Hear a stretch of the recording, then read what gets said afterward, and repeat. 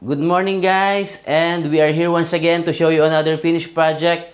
This time po sa Red Residences ng SM Development Corporation dito sa Chino Rosas, Makati. This brand new unit is owned by Tita Mila from USA. Ayan ma'am, maraming salamat po sa inyong tiwala dahil kami yung napili nyo na mag-furnish nitong inyong unit sa Red Residences. And thank you so much din sa ating mga kliyente na nag-refer kay Ma'am Mila, sila Sir Alan and Ma'am Camilla. Bale, tita po nila si Ma'am Mila and kami yung napili pa rin nila para mag-furnish ng unit nila dito sa Red Residences. Again po, maraming salamat po sa inyo and panoorin niyo po ito. Papakita natin sa ating mga viewers yung ating bagong finished project dito sa Red Residences. So guys, yung unit nila ma'am nandito sa 8th floor ng Red Residences. So pagpasok natin, nandito si Mami sa loob. Hello, good morning! Ayan, so thank you po kay Tita Mila. So nandito tayo sa Red Residences nila from USA. And thank you po kay Miss Camila and kay Sir Alan na nag-refer sa atin sa kanya from Fame Residences naman 6 months ago no ginawa natin. So thank you so much po. So yan, Daddy, nandito tayo sa kanyang kitchen. Yan. So Mami, unahin natin yung kitchen dito sa side na to pagpasok. Okay, so nandito tayo sa kanyang bagong-bagong kitchen. So pagpasok mo, Daddy, makikita mo, meron tayo dito na nagkaroon tayo ng column dito sa mismong unit, no? So para hindi masayang yung space natin, naglagay pa rin tayo dito ng storage. Yan. So since kitchen naman to, so pwede itong maglagay tayo dito ng condiments or kahit anong gusto nyo ilagay dito sa side na to. Sakto yung condiments dito. Yes. Meron kasing iba na ayaw nila from sa harapan yung kanilang shurak eh. So, yan, pwede condiments, di ba? Kung ano yung gusto nilang ilagay dyan. Then, here, dito dati sa ating kitchen, binago ko ang kanyang countertop. So, before, parang I think nasa medyo dark color ang countertop niya. So, niretain ko itong kanyang range hood. Okay. Ayan, ito kanyang stove. Since brand new yung unit Kasama niya. na yan before, Yes, no? kasama na to dati. Ang binago ko lahat is itong kanyang mga cabinets. Yan, naging gray. So, palit lahat to Mami. Yes, pinalitan ko yan lahat. So, okay. gray kakulay nung ating fame before kay Yung kila Ma'am Camilla and Sir Alan. So, mapapansin mo din, Daddy, ito. So, dito yung ating microwave sa ilalim. Yan. So, yan guys, pwede nyo ilagay dito. Pero yung provision talaga is Nandito sa taas ng ref. Yung outlet nandoon. Pero Yes. choice nyo pa rin po yan kung gusto nyo ilipat. So magagawa naman po natin ng paraan. Yes. So, dito sa ilalim, Daddy, since marami tayong space na bakante, yan, naglagay tayo dyan ng kanyang dish rack. So, yan, Okay. meron tayong dish rack, meron tayong for Marami siya yan, malalagay yung mga dito ng baso. mga plates, ano? Yes, Ayan. and tasa yan, dyan. Then, dito naman, nagkaroon pa rin tayo dito ng drawer. Ayan, so Okay. hindi natin sinayang yung space So, niya. nagamit lahat. Yes, Ang nagamit space dito. natin. Since dito naman, dito talaga ang kanyang grease trap. So, Parang meron sa kasi siyang grease So trap. kasama na rin yan. Yes, kasama na yan turnover. dito. Oo. Yan, so pinalitan lang natin yung kanyang whole set of cabinets. Pati countertop. Yes, countertop niya puti na. And then dito naman, Daddy, sa ating refrigerator na side. So dito, nagkaroon ako dito ng 7.2 cubic na ref. And then Okay. dito, kung mapapansin mo, ayan, nakagawa na ako before nito. So glass ang kanyang... Laki niyan, Mami, ha? Oh, malaki. Malapad siya, no? So glass door. And then yan, so magnet type yan. Ang laki ng pinagawa ni Ma'am dito. Yes. Marami po kayo nilalagay dito, tita. Oh. Yes. So yan, pwede ka maglagay ng mga souvenirs mo from ibang bansa na nakukuha nyo, di ba? Or mag-uwi si tita from US. So yan, pwede yan dito. So, ito yung ating kitchen area. Ayan. Then, Mami, puntahan natin yung toilet and bath. May mga binago ba tayo ba dyan sa loob? So, meron akong inad. So, yung tiles niya and yung kanyang wall, retain pa rin yan. Nag-add tayo dito ng kanyang glass enclosure. Okay. Yan, before so glass wala to, enclosure and then ng water heater. Water heater. Yan, so yun yung mga inad natin dyan. Then dito, meron ako ditong towel rack. So naglagay lang ako ng designer frame. Then bidet. Then itong washing machine niya, yan, bago na tong washing machine niya. Then, ito naman ang kanyang mirror cabinet. So, yan, may storage ulit siya dito. So, buo siya, mami, no? Yes. Mula dito sa gilid. Yes. Hanggang doon sa kabilang dulo. So, buo po siya, guys. Then, may outlet ka lang doon. O, Yes, ito. in-adjust. In-adjust ko dito. Oo. Yan, para at least sa ilaw. And Oo then, nga. saksakan na Sa rin. Yes, washing machine. Yes, Okay. outlet sa Ito, may washing palit machine din. niya. Pinalitan ko to. So, yan, nag-tear na lang din ako gray yung color niya. Para at Okay. least ka-match dun sa labas. Ayun. So, bale, guys, ito yung ating toilet and bath. Puntahan naman natin yung ating living and dining area. Ayan. Yan. So, itong ating living and dining. Yan. So, I think, kung di ako nagkakamali, 24 to 26 square meter to, Daddy. Itong Red Residences, no? Kasi medyo malaki ang balcony nito compared to sa ibang unit. Pero yung loob niya is halos same lang ng ibang unit. No? So, ito naman, kung makikita nyo, nagkaroon ako ng space for 2-seater na table. No? For dining table to. So, medyo maliit lang kasi nga, usually, kung maisipan man ni tita na this is for staycation or kung babakasyonan lang niya, no? Parang every time na uwi siya ng Pilipinas, pagsistayan niya, I think enough na to. Sakto lang. Yes, Oo. kasi nga, Pang dalawang tao. yes, pwede ka kasi magkaroon ng visitor dyan sa lobby natin. Ang ganda-ganda ng lobby natin dito sa Red, and meron tayong lounge sa 7th floor lang. No, so I think this is enough. So ang ganda ng table niya. This is a round table, then ito leather type, tan color, no? Kasi gusto yata ni tita yung brown. So yan, okay. naglagay ako ng touch of brown. So yan, nag-set up lang ako dito. Then dito, Daddy, naglagay lang ako ng mga wall Kaya design. pala parang mga brown yung nandito Yes, sa side kaya nito. yun yung parang pinaka-accent ko kasi Yun na yun yung, pinitita. yun yung gusto niya. Yan, so dito naman, nagkaroon ako ng mga salamin, may wall design ako. Then, yan, para lang may touch of... Magkabilaan, no? Yes, kabilaan siya. Okay. Yan, then yung frames ko, may touch of gold, no? And moldings din, may mga nilagay ka rin dyan sa gitna. Yes. Ayan. Yan, And so, yung yung sofa ating bed sofa natin, yan, that's a 2-3-seater na pull-out sofa bed. Na So, customize. Na-customize. So, hindi na natin siya ipo-pull out kasi kagaya lang din siya ng ating pinapagawa na sofa bed. Pero yan, saktong-sakto yan sa space natin. Ayan. So mami, nabanggit mo mataas yung ceiling niya. Napansin ko nga rin, ano? So, kaya nag-add si tita dito ng cove light niya. Yes. So, naglagay Okay. tayo ng cove light. So, pinaikutan natin siya. This is Ganda the ng living ilaw. area plus yung bedroom natin meron din, no? So, mataas. Ang taas ito. Oo nga. Yan. Then, yung wall nito is painted wall na rin, ha? Medyo may touch of very, very light gray. No? Okay. Old gray mare yung ginamit natin dito. So, dito, Daddy, kung mapapansin mo yan, so, talagang matching lahat yung ginawa natin na cabinets. So, kung mapapansin mo, ang taas. Di ba?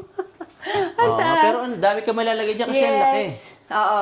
So, dito naman, pwede maglagay si tita dito ng mga covered storage niya na mga boxes. Pwedeng basket, pwedeng boxes dyan sa taas kasi malapad yan, no? So, pwede siya maglagay dyan.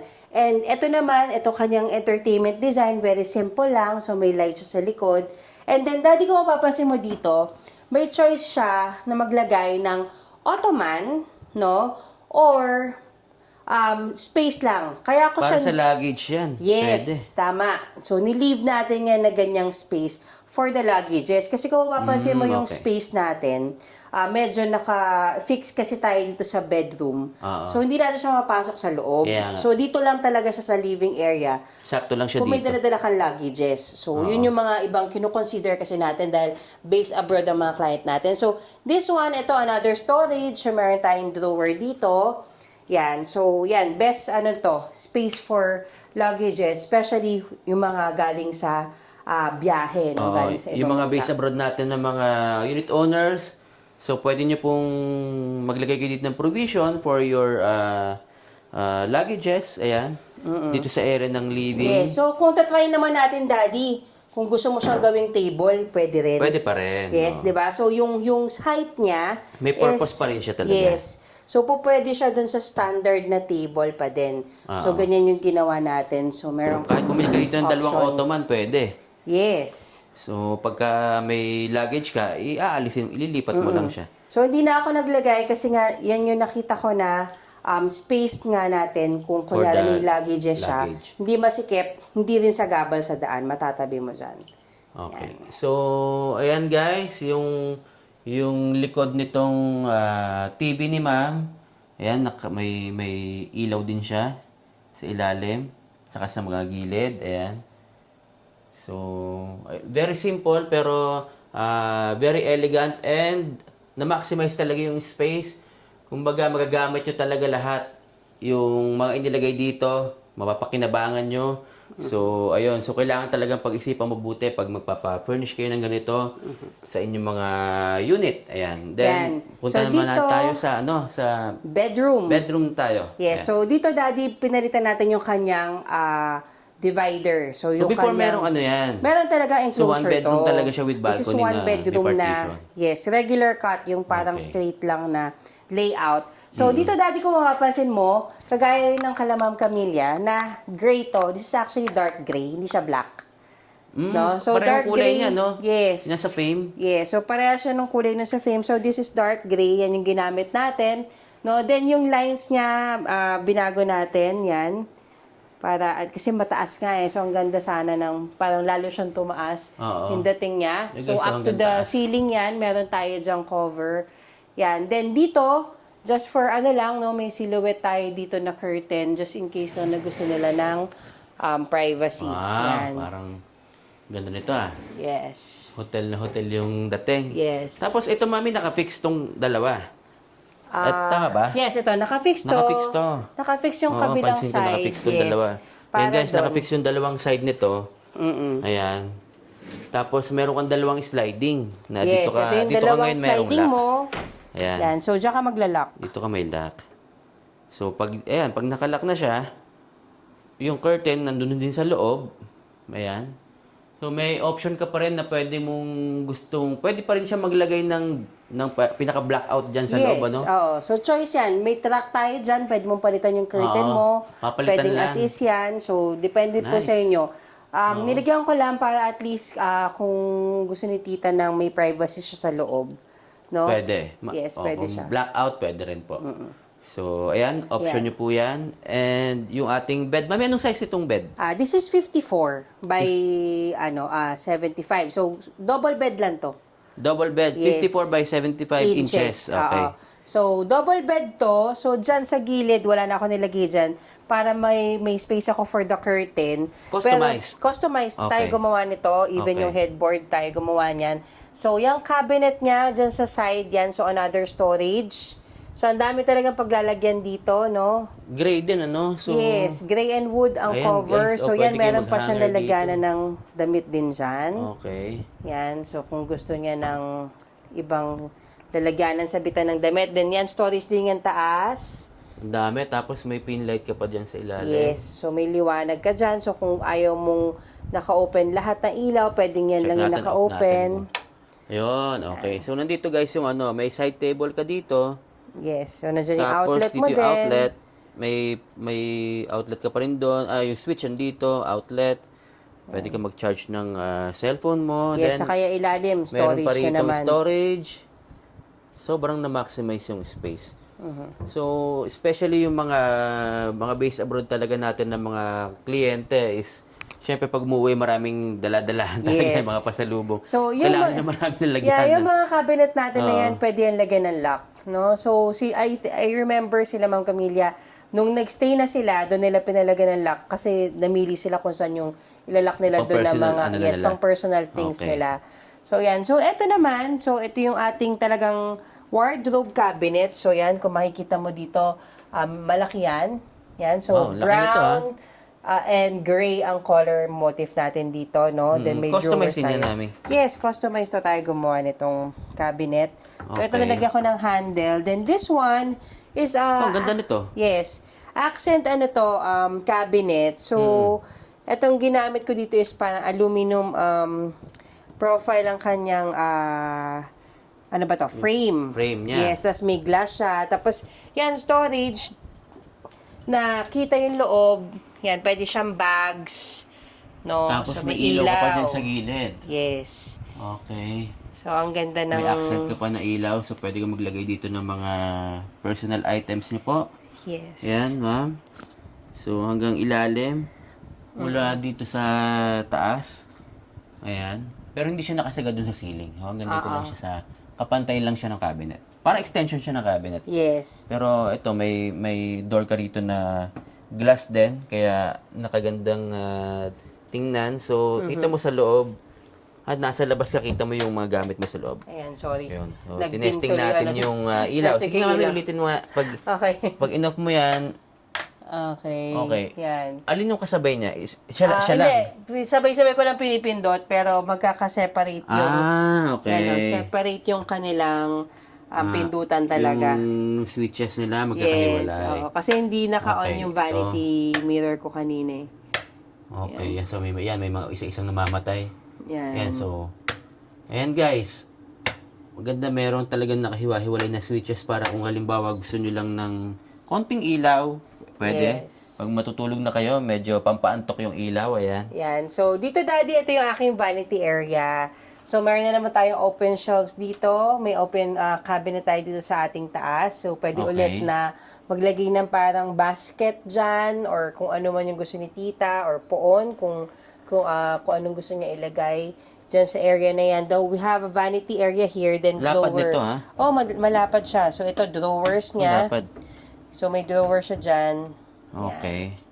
And then, yung ating curtain. Yan, itong ating curtain. So, yung hilahan niya dun sa side na yon. So, pwede rin siyang ilahin? Yes, so pwede mo Okay. siya ulit hilahin dito sa area na to. Pag isasarado mo, saka i-open. Yeah, dito nilapit ko yung kasi mas okay. kapag sa kama, no? So, Nice. ayan. So, kung gusto kong Ayan guys, kahit nakahiga po kayo, pwede mo siyang pwede mo siyang hilahin. i-adjust. Open yan, no?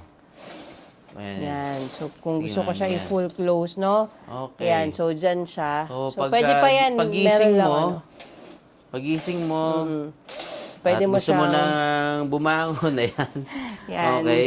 Hilahin mo lang siya, magigising ka na kasi maaraw. Tapos, Yes. ang maganda rito, nakaharap ka sa amenities. Very Yes. relaxing. Itong ano na to. Ito, yung ating amenity area. Oo.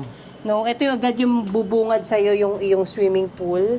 I think Ayan. kiddie pool ito, no? So ngayon Kiddie pool medyo to, kiddie pool. ma-gloomy lang ang ating panahon. Ayan. Yan, pero yun ang kiddie pool niya, amenity area. So pwede kang tumambay diyan, no? Okay. Yan. So malaki tong balcony ni Tita. Actually nagsuggest ako sa kanya na maglalagay ako ng coffee table dito. So nauna lang nating videohan.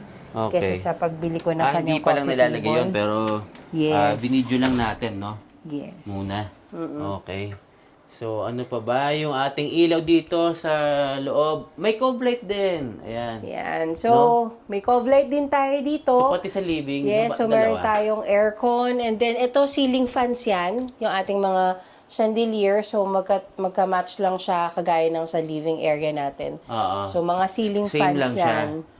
Maganda talaga pag may cove light, eh, no? Oo. Kasi parang nabubuhay bigla yung kwarto. So, guys, imagine nyo, wala tong cove light. Hindi siya ganun parang nakaka-elegante itong cove light, no? So, importante rin po to kung gusto niyo talagang mapaganda yung inyong unit. Ayan, katulad nito nasa bedroom, pareho lang nitong nasa living area. Yan. So, warm light yung nilalagay natin dyan para at least may mood. Oo. No? Pwede mong i-off yung mga ilaw tapos yan lang ang naka-open, Yes, di ba? yes. So, ayun, imagine, ito lang ang naka-open sa gabi. Oo. So, talagang medyo Try natin. Saan ba tong, nakakamod ayan. na matulog. Yan. I-off ko tong isa. Oo. I-off ko rin to. Ayan, di ba? So, ganyan lang yung ilaw niyo po sa gabi pag matutulog. Yan. So, cozy. So, nakakaantok siya. Nakakaantok siya sa tulugan. Tapos, ito yung inyong higaan. Yes. So, Marirelax itong talaga. ating Okay. Ganda. double bed, meron din tayo Uy, dyan. na-miss natin to. Storage. Ayan, Yes. Meron Okay. tayong storage sa ilalim Storage pa. yan. Napakaraming may dalawa storage yan. ni ma'am. Yes. Ayan, dalawa. So, meron din dyan Kasi sa isa. customized din tong Yes. bed frame. So, yan ang makagandahan pagka customize yung yung bed frame. So, yan, Kasi may mga storage makapaglagay tayo pa ng dyan. storage sa ilalim. So, ayun, nagamit lahat. actually yung space dito guys. So, ayan, napakita na po namin sa inyo lahat. So, ayan guys, napakita na namin sa inyo lahat yung ating bagong finished project dito sa Red Residences owned by Tita Mila. Again, thank you so much po sa inyo. And kay Sir Alan and Ma'am Camilla, maraming salamat po sa inyong pagre-refer at tiwala. So, sobrang thankful po kami sa inyo. And doon sa ating mga manonood, sa ating mga unit owners, mga subscribers, salamat po sa patuloy na pagsubaybay nyo dito sa ating channel. Maraming salamat po sa inyo. Ayan, Mami. Yan. So, thank you po sa lahat ng nakasama natin, nakatulong natin dito sa unit na to. Especially po kay kay Tita Mila, no? Na lagi kong kausap to si Tita Mila regarding dito sa unit niya. So, thank you po sa time and sa pagtitiwala niya talaga sa amin. And of course, kay Sir Alan and kay Ma'am Camilla na nag-refer sa atin kay Tita Mila. Thank you so much. Yan. So, hopefully, pag uwi niyo po dito, meron na kayong pagstayan na maganda. No? So, I hope magustuhan nyo itong ating finished project sa Red. And of course, ang ating angels, si Kim and si LJ, sa lagi natin kasama sa paglilinis itong unit. Thank you so much. Thank you so much. Yes, and ang ating family members, ating partners, sila Jomar, si Tonton, si Rainier, si Meng, si Jed and family, thank you so much sa inyo. Yan. So, hindi na mabubuo ito kung hindi dahil sa inyo. So, thank you so much. Ayan. So, again guys, sobrang thankful po kami sa inyo. At patuloy nyo kaming tinutulungan, yung ating mga partners, yung ating mga kliyente. So, maraming salamat. And please subscribe na rin dito sa ating channel para sa mga susunod pa natin na vlog, mapanood nyo po ulit. Pag may mga bago, ayan, ma-update kayo. And pag meron kayong mga properties na gustong i-purchase dito sa Pilipinas, just let me know para matulungan ko po kayo, masendan ko kayo ng mga details and computation. So again, thank you so much. At palagi nyo punto pa rin ang inyong mga pangarap.